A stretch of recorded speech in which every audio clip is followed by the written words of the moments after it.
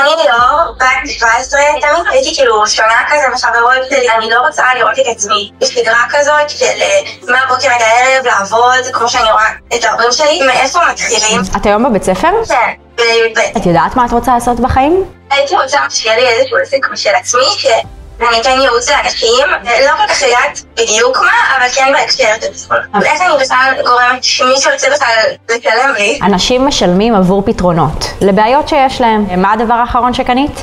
אני ג'ל גבות. אז ג'ל הגבות הוא בשבילך פתרון לגבות שהן מסודרות כדי שתראי טוב יותר. בגלל זה היית מוכנה להוציא על זה כסף, כי זה פתרון למשהו. את צריכה לחשוב איזה פתרון אני יכולה לתת לבעיה של אנשים. קושי או אתגר או משהו שאת עברת, צלחת אותו. יש לך שיטה לפתרון הזה, ועבור השיטה הזו אנשים יהיו מוכנים לשלם הרבה מאוד כסף.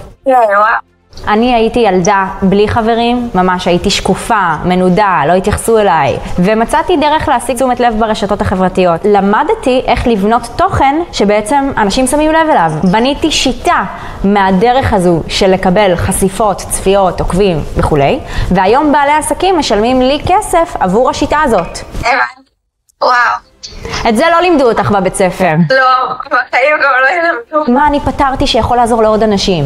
איפה אני כבר יודעת משהו שאנשים אחרים אולי לא יודעים ואני יכולה לעזור להם? בשביל לצמצם את הפער הזה הם מוכנים לשלם כסף. לברפל יהיו מוכנים לשלם הרבה כסף כי יש לה פער בתחום היופי. לי יהיו מוכנים לשלם כסף כי יש לי פער בתחום השיווק והעסקים. יכול להיות שלך יהיו מוכנים לשלם כסף כי יש לך פער בתחום הטיפול. יש מקומות שזה המקומות שבהם תמיד חברות מתייעצות איתך עליהם, או את ממש אוהבת ללמוד ספציפית על התחומים האלה ואת מרגישה שאת יותר טובה בזה. זה לרוב יהיו המקומות שבהם יש לך פער מול שאר האוכלוסייה, ובכיוונים האלה תלכי ותפתחי עסק. וואו, מגיע. תודה רבה, תודה רבה.